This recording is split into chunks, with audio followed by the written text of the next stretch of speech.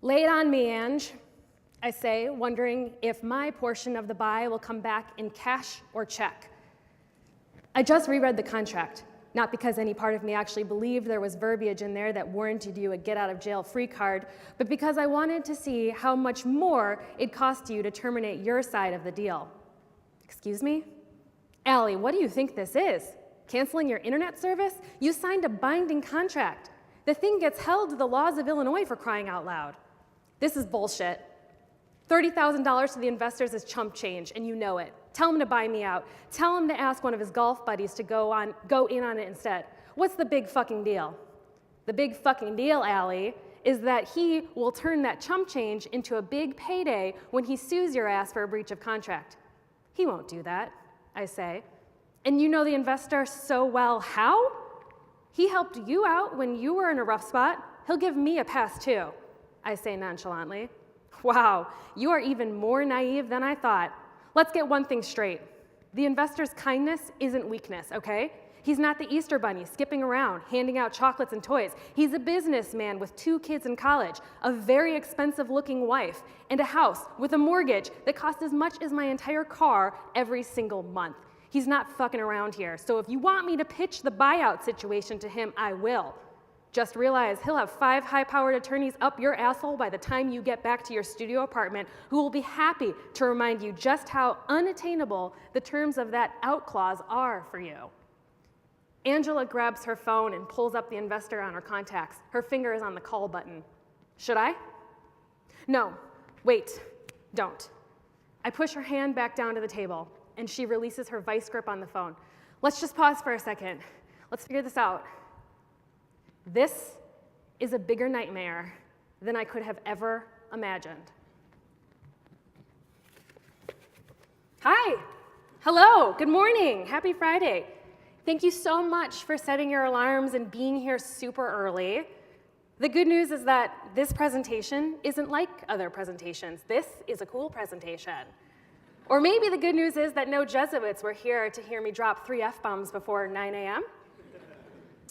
My name is Emily Belden, and I graduated from Creighton University and actually did something with my journalism degree. I went on to write a novel called Hot Mess. It's the story of 24-year-old Allie Simon, a girl who falls for a top chef in Chicago. After they start dating, he thrusts her into the culinary cutthroat world by way of asking her to invest $30,000, all of her life savings, into his new restaurant concept. But when he leaves her high and dry, a month before it's set to open, she suddenly needs to pull out all of the entrepreneurial stops and try to earn her investment back. Will it be too hot in the kitchen for Allie? The answer lies in these pages. Now, every Netflix show that I get sucked into, I'm wearing sweatpants and I'm sitting on the couch. I want you guys to get sucked into this talk this morning, and I know there's no couches, and most of us didn't wear sweatpants, unlike me, to the reception last night. So instead, I want everyone to do something right now that will make you a little bit more cozy for the next 30 minutes. So literally, I mean, take your shoes off, loosen your tie, take your jacket off, sit cross-legged in your chair. I'm literally going to do the same, so literally take a second and just do you.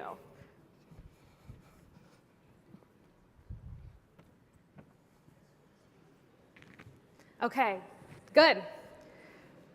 Now let's zero in on a little something that's actually a really big something, the reason that we're here today, the subject of risk. My journey as an author has been laced with risk. The first risk I took was actually just choosing to write the book. Writing, as you can tell, is a serious passion for me. And with any passion, there's a time to dream and there's a time to do. The way I thought about it was I could fantasize all day about having a book, but that doesn't actually put it on the shelf of every Barnes & Noble in the country. So hunkering down and committing to typing 125,000 words, 154,000 words if you're reading from the uncorrected proof, it meant sacrificing a lot of other things. I remember writing my first sentence of Hot Mess. Are you going to be okay? I'd already gone to bed for the night because I had to be up at 7:30 the next morning for work, but I could not shake the story that was forming in my brain.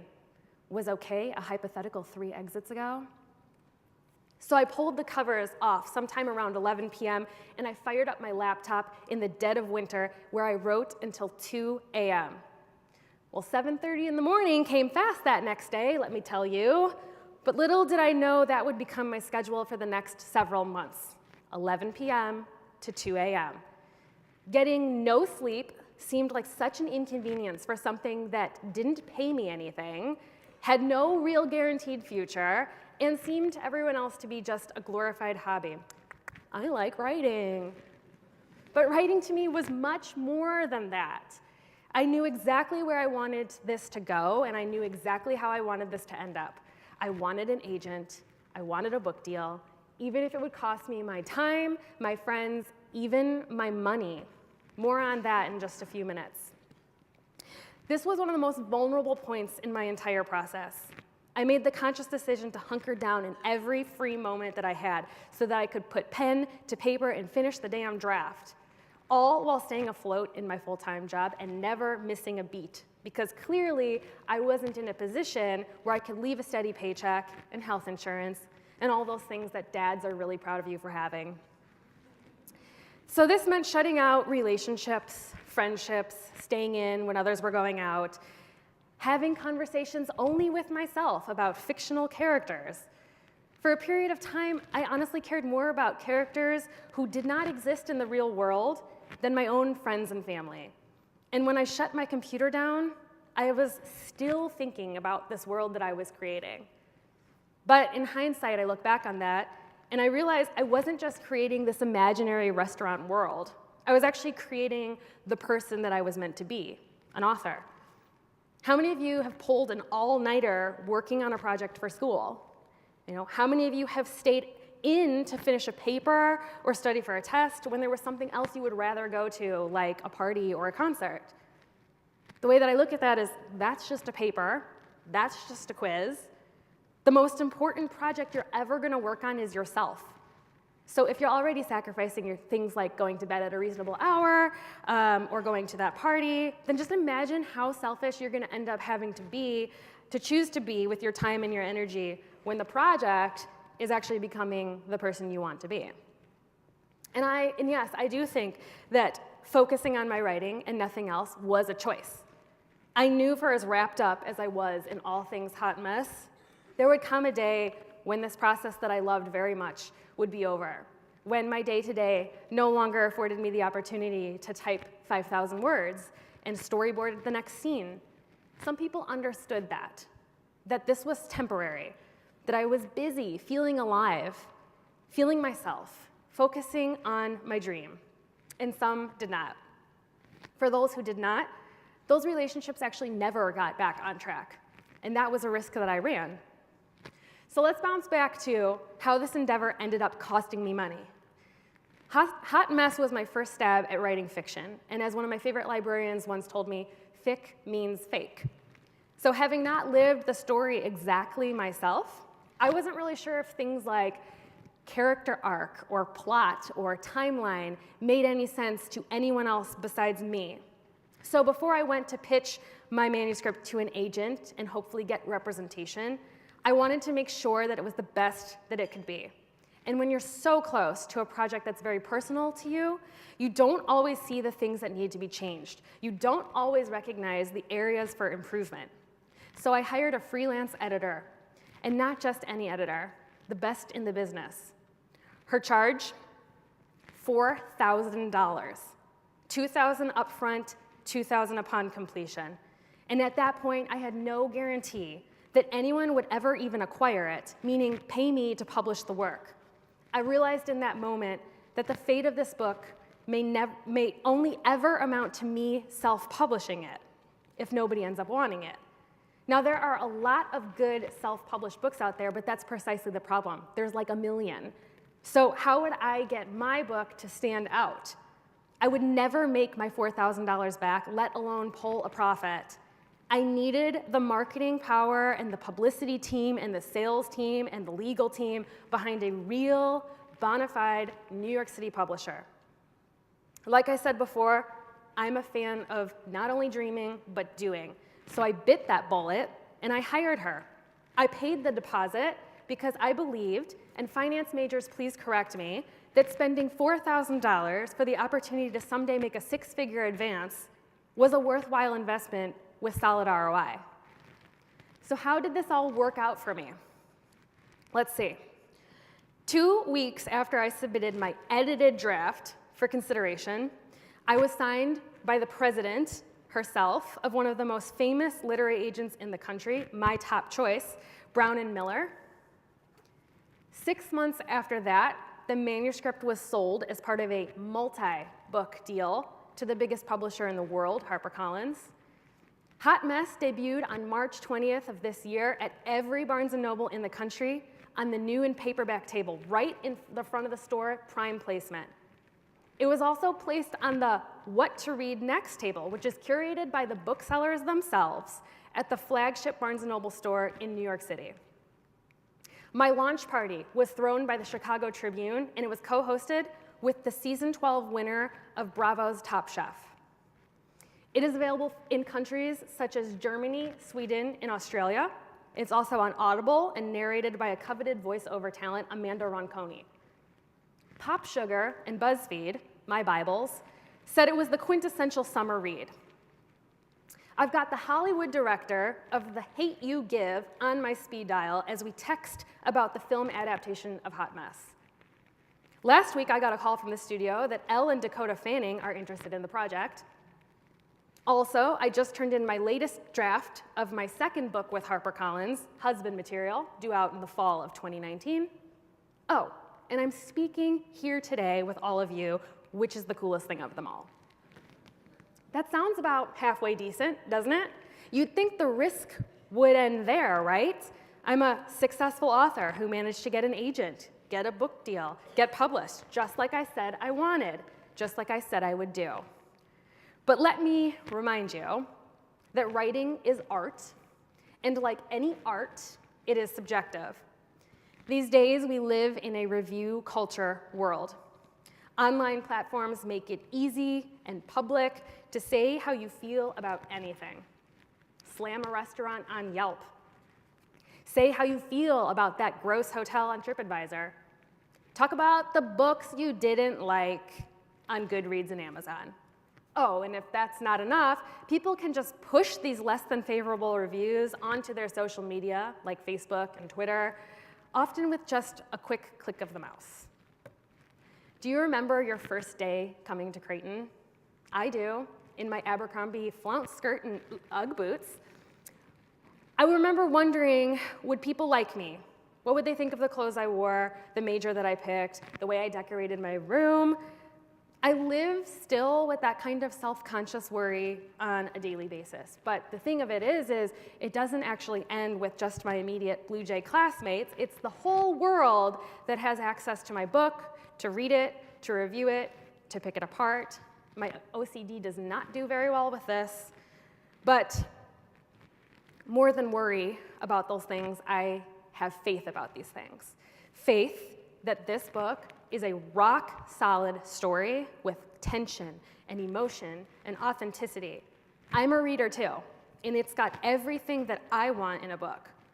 So I am more confident than I am afraid about the way that it will be received.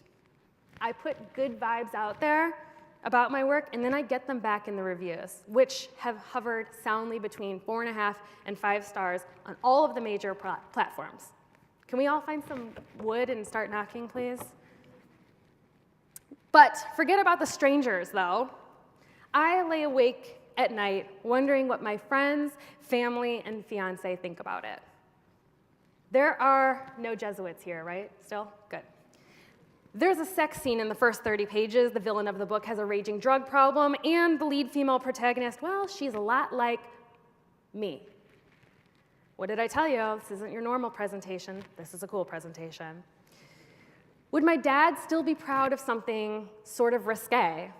Would my mom be able to get through the pages as the main character continues to be manipulated more and more as you turn the pages?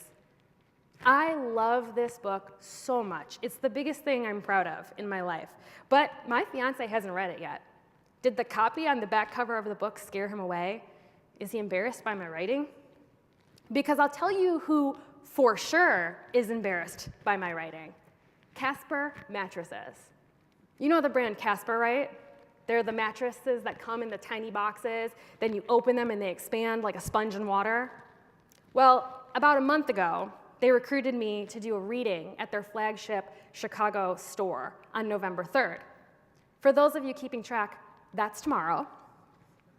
But just yesterday, their brand team emailed me, not to double check that I was coming, but to tell me that I was fired from the event. Why? Well, according to the last-minute email, tacky, by the way, they're a developing brand, and they came to realize that hot mess was not a title they wanted to align with after all. Perhaps they didn't like the connotation. Perhaps they took it out of context. Perhaps they thought that I myself was a hot mess who wouldn't show up. I certainly resolve that this is their loss, 100%. But this rejection, it wore on me. I kept thinking how my book was actually originally titled Randolph Street. It's named after the street where Allie is kind of forced to open her cursed restaurant. Now, I want you guys to think about this question.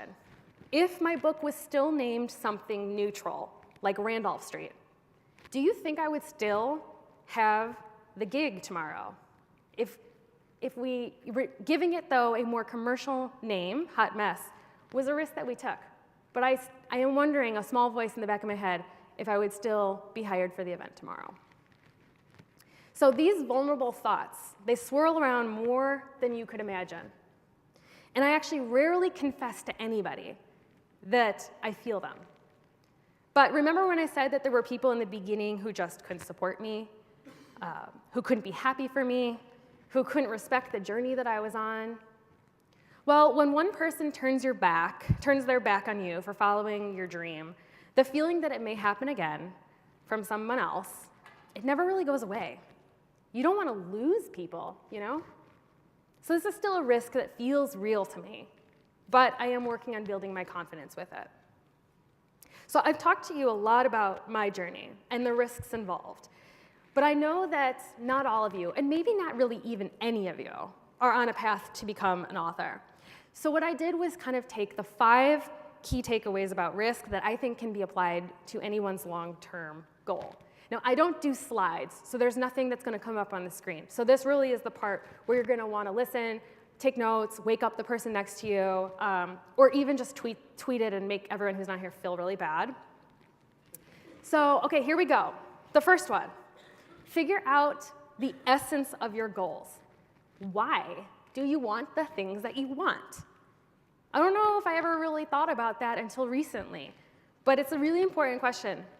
Because I know that I wanted to be a writer because it was the only thing I was ever really good at. And it truly does make me feel alive. I love the ability to escape into a different world that doesn't exist. You can't always control the things in your own life, but when I'm writing, I'm in control. This is my world. I get to design what it looks like, feels like, and everything in between. The bonus of why I do what I do is that I thought that readers would love my originality and my voice. I write the way that I talk. So it sounds, when you're reading, it feels like we're sitting down over a glass of wine or a cup of coffee. And that was my purpose, to give the people something good to read. That's what drove me to work harder, finish the book. The way I put it is like this: purpose fuels grit, and grit fuels accomplishment. Purpose fuels grit, and grit fuels your accomplishment. Number 2, there's an area outside of your comfort zone where really remarkable things can happen. For me, that area was that 11 p.m. to 2 a.m. writing time. That area was the lobby in the bank where I stood to withdraw $4,000 from my savings to pay an editor I met online. That area was submitting my work to an agent and waiting 2 whole weeks to hear back if she liked it. Going after my dream of getting published was a foray into the unknown, but it's also where the impossible became possible. So my advice is to spend some time outside your comfort zone. You can always come back. Number 3, Reach out to people you admire, who you think can help you. But be careful with the phrase, "Can I pick your brain over coffee?"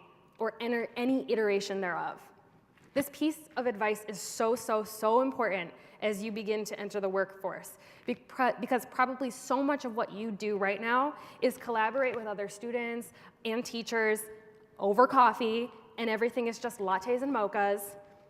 But outside these walls, in the quote-unquote real world, you can't just assume that some of your idols are going to be willing to trade an hour, maybe more, of their time and expertise for a $3 cup of coffee with a virtual stranger. Coffee is not currency, but currency does not have to be money. I've been on both sides of this. I certainly remember writing to journalists and authors when I was trying to get my break and when I was just getting started, but now the tables have turned, and I get messages every single day on every single platform, email, Instagram DMs, you name it, from people who are working on a book and want to get published. As the person being asked, who toiled away for years and years to get where I am, it always just guts me a little bit that someone could think that it's as easy as a magical conversation over coffee. And if I said yes to every single one of these meetups, I would never have time to write, and I would have an acidic hole burned through the lining of my stomach. So how do you go about messaging that CEO or that account executive or that author that you found online or you follow on social media? Well, first, start by researching the person or the company. I know that sounds simple, but I feel like it's a step people often forget. You might find what you're looking for through a simple Google search. For instance, the transcript of an interview where your same questions were already answered. If you Google me, you'll find a ton of articles I've done with journalists and bloggers, and those questions and answers are printed right there online. So you might take 10 minutes, go through those, and find exactly what you were going to ask me, and maybe even more, already asked and answered online. So just be resourceful. Now, if you can't find what you're looking for, by all means, take the next step and contact that person. We live in this awesome world today where that is seriously so possible. Instagram, hit the DM button, Google an email address. It's all very simple. But be sure that you frame your message around assuming that they are worth more than a $3 cup of coffee. Assume, actually, that they charge a consulting fee. But don't worry if you can't pay. Don't think about that. Because like I said, currency does not have to be money. Currency can simply be explicitly acknowledging that person's time and value. So try asking what you want to ask and then ending it by saying, I'd love to compensate you in some way. What do you think? Oftentimes, I will actually make an extra effort to connect with a person like that, not charge them, simply because they get it, and that feels good. Currency can also be something like, perhaps I can trade writing your next newsletter or do a press release for you for 30 minutes of your time. What skills do you guys have that you can barter? And if you have absolutely nothing to bring to the table, which I highly doubt, then your best bet is to be just direct and concise. Hey, I know you're busy, but here are my top 2 questions for you for if and when you have time to answer them. To the recipient, that's a lot more manageable, that's a lot more palatable than, hey, I'm not really sure what I want to do with my life, but I found you on Instagram, can I pick your brain over coffee sometime? Long story short, there's a hierarchy to doing this, and it doesn't start with, can I pick your brain over coffee? Number 4, there are going to be bumps when you take risks, and those can leave you feeling dejected. The sting feels permanent. I mean, hello, remember when Casper, the not-so-friendly mattress company, dumped me 2 days before our event? So yeah, remember to ask yourself in these hard times, is everything awful? Or did you just have 10 to 20 minutes in your day where you kind of let your thoughts get a little undisciplined, which led you to a bad vibe, and now you're completely carried away? Because that was me yesterday with this whole Casper thing. I really had to rally. I had to remind myself that I run this show, and I need to get myself back together and get the game. Finally, number 5, choose wonder over worry every single time. Nobody gets to the end of their lives and wishes that they did less stuff. This is not your practice life. But sometimes out of fear and doubt, we do treat life like a dress rehearsal. The practicality of things drives us instead of the purpose, why we're doing it. So I say, Choose a life of intention and meaning, and disregard the opinions of people who will never have to live with the consequences of your choices. I've really also come to learn that it doesn't matter whether you make the right choice 100% of the time. Just sometimes pulling the trigger and actually taking action and on something that is meaningful to you is an achievement in and of itself.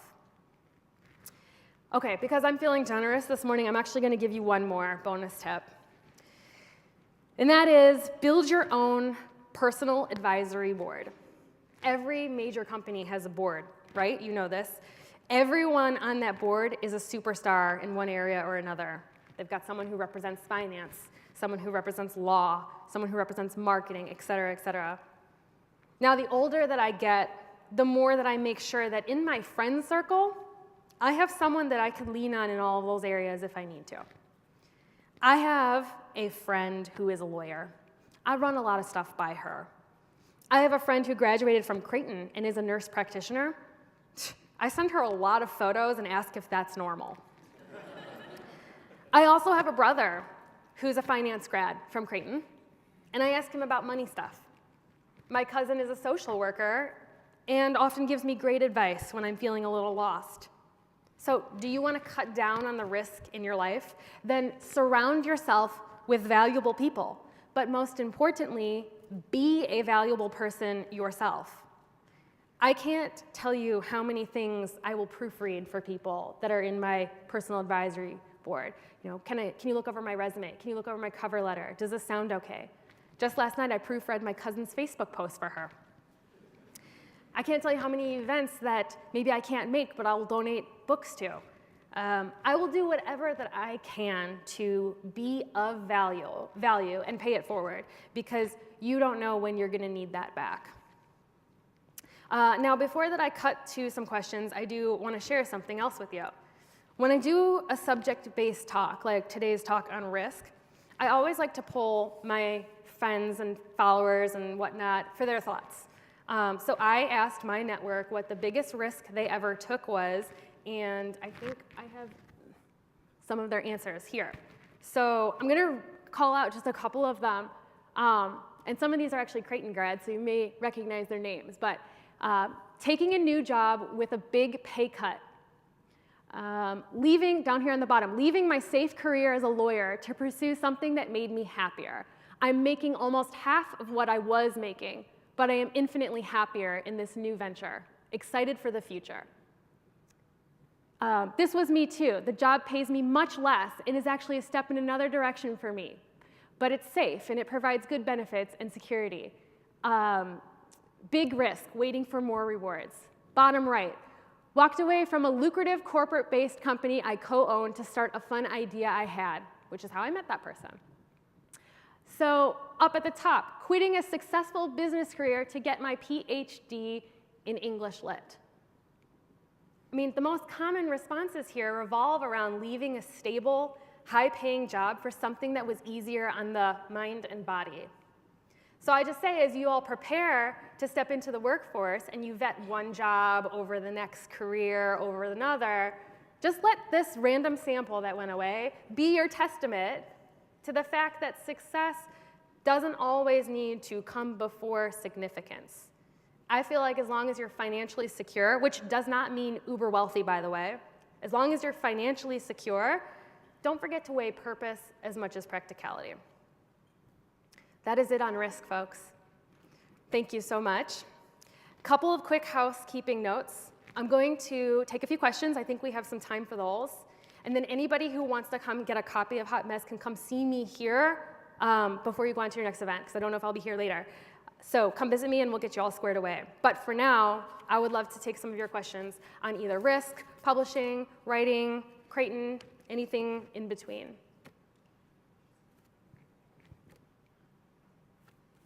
Anyone? Yes? How did your experience at Creighton prepare you for some of the trials and tribulations that you faced? The question is, how did my experience at Creighton help me prepare for some of the trials and tribulations that I faced? And I came from the journalism department, and I originally wanted to be a news reporter. I since switched tracks to advertising, and I went into marketing and copywriting. But as a news reporter, I was a very tenacious person, very persistent. The way that you go after a story and you don't take no for an answer, and if something sounds like no, it's still a yes. That kind of attitude is what made me successful here, because I just knew that I would not be taking no for an answer, and this is going to happen some way or another. So that kind of feisty journalistic approach to this is really what propelled me into a space where I could be successful, and I think it is what sets me apart from the people that kind of have the dream but don't actually do the dream. What else?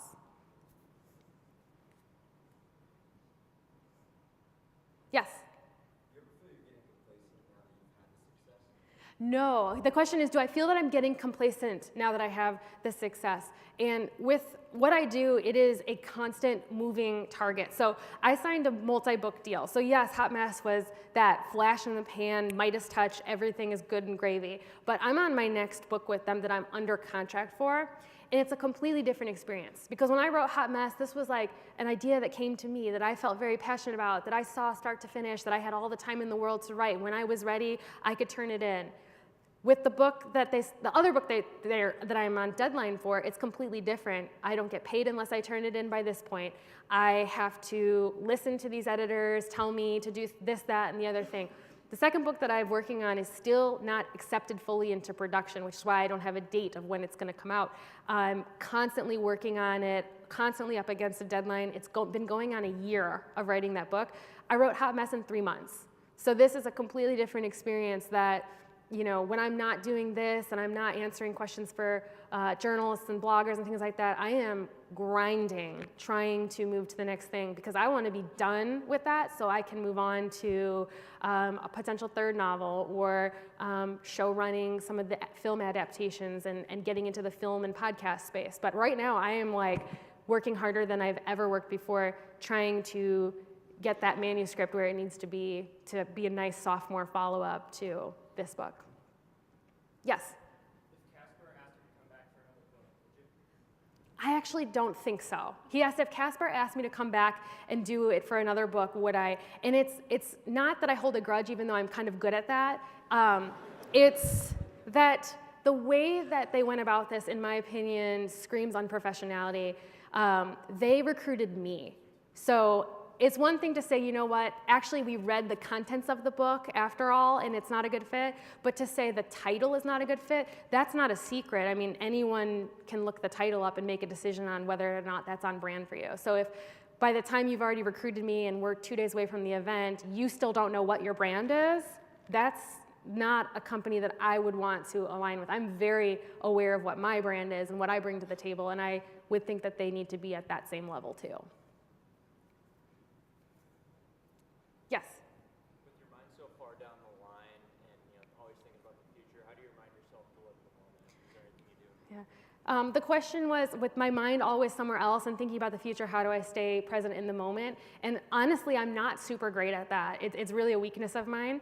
And I always joke, but it's completely for real, that sometimes in order for me to find my balance and to like root myself back to the present moment, here I am today and right here now, I have to shut my computer down and completely switch my brain gear. And what I do is watch Teen Mom or The Bachelor for like 3 hours. It's the only thing that sort of neutralizes my brain back to reality. And I kid you not, it's like that's my trick. So by that point, I can kind of be like, okay, like I've separated myself from this fantasy world I'm living in. I know what's going on Teen Mom now. I'm good. And now I can think about what we're gonna have for dinner and what we're doing this weekend. So I think there was, yeah. What's the best mistake I've ever made in my career?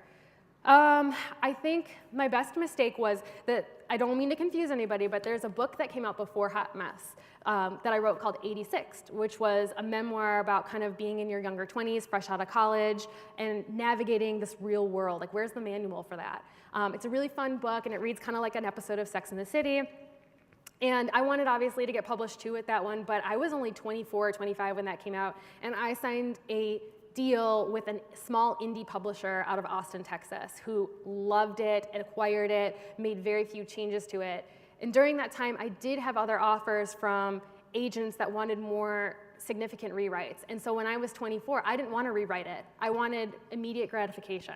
And so I signed a deal with this small indie publisher, which in hindsight, I would have waited, done it right, went through the proper steps.